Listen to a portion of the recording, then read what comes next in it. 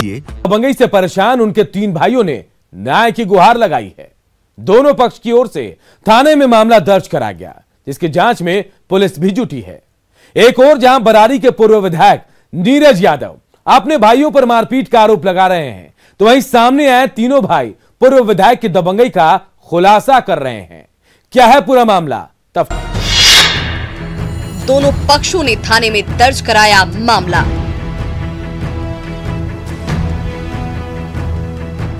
घर का मामला अब सड़कों पर आ चुका है। ये पूरा मामला कटिहार के बरारी से आरजेडी प्रत्याशी नीरज यादव से जुड़ा हुआ है।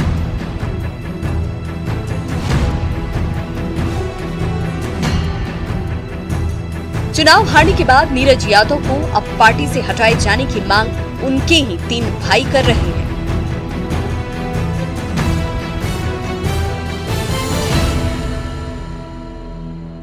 भाइयों का आरोप है कि विधायक रहने के दौरान वे अक्सर उन्हें परेशान किया कर रहे थे। चुनाव में हार की वजह भी वे अपने 3 भाइयों को ही मानते हैं।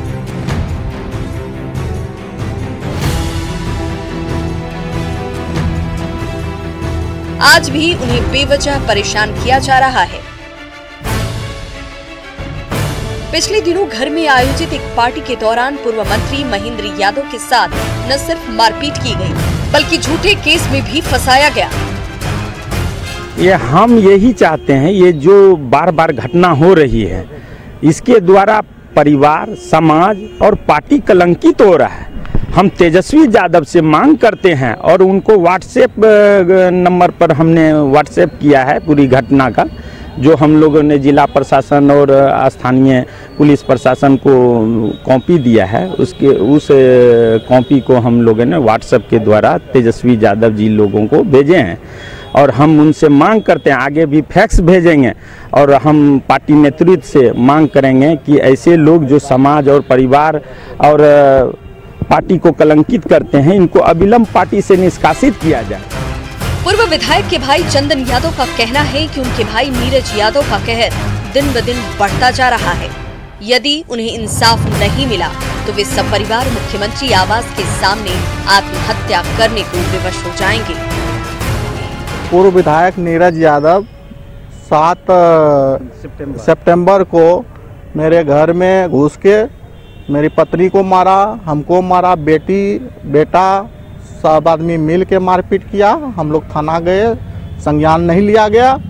एसपी साहब को भी दिए लिख के, कोई संज्ञान नहीं लिया गया, जिसके कारण बड़े भाई के यहाँ भोज का आयोजन था, उसमें घटना हुई। और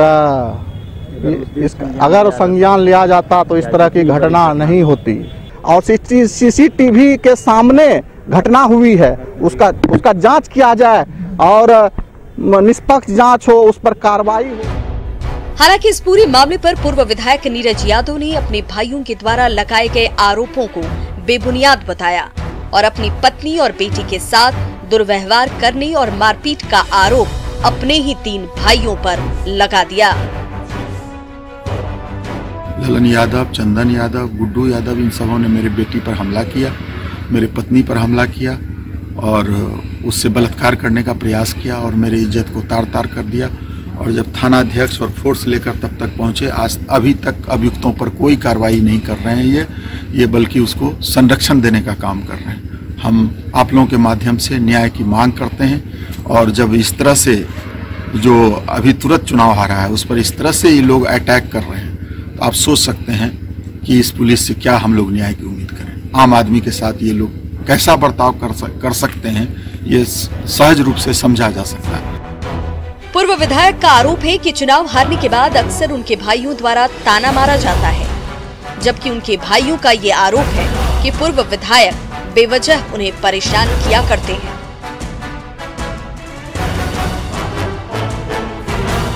और अक्सर अपनी दबंगई दिखाते रहते हैं। हालांकि जमीन को लेकर भी विवाद की बात सामने आ रही है। पुलिस भी इसे आपसी विवाद मान रही है। उनके तीसरा भाई के यहाँ कोई फंक्शन था, उसी फंक्शन के क्रम में जो है जो माननीय विधायक जो पूर्व है वो और उनके भाई प्लस महेंद्र नारायण यादव जिनका वो दामाद है ललन कुमार, वो भी गए थे। तो इसी सब में विवाद हो गया, विवाद काफ़ी बढ़ गया था और हमारे 3 थाना अध्यक्ष वहाँ गए थे फलका, पोठिया और प्लस कोरहा, लेकिन नहीं मैटर हुआ। लास्ट में हमारे पुलिस अधीक्षक महोदय द्वारा आदेश दिया गया। उसके बाद हम गए, स्थिति को हम लोगों ने नियंत्रित किया और दोनों पक्ष के द्वारा प्राथमिकी दर्ज की गई। एक पक्ष द्वारा कुल 16 व्यक्तियों को नामजद किया गया है और एक पक्ष द्वारा कुल 9 व्यक्ति को नाम दर्ज किया है। हम दोनों को प्राथमिकी दर्ज किया है और उसमें निरोधात्मक कार्रवाई भी किया जा चुका है और उसमें जो उचित होगा आप लोग कार्रवाई करेंगे। फिलहाल दोनों पक्षों की तरफ से मामला दर्ज कर पुलिस आगे की कार्रवाई में जुट गई है। भाई भाई के बीच का विवाद अक्सर परिवार के लिए बेहद खतरनाक होता है।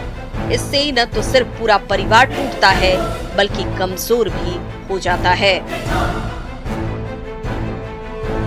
परिवार में इस तरह का विवाद आगे न बढ़े, इसकी कोशिश मिलजुल कर होनी चाहिए।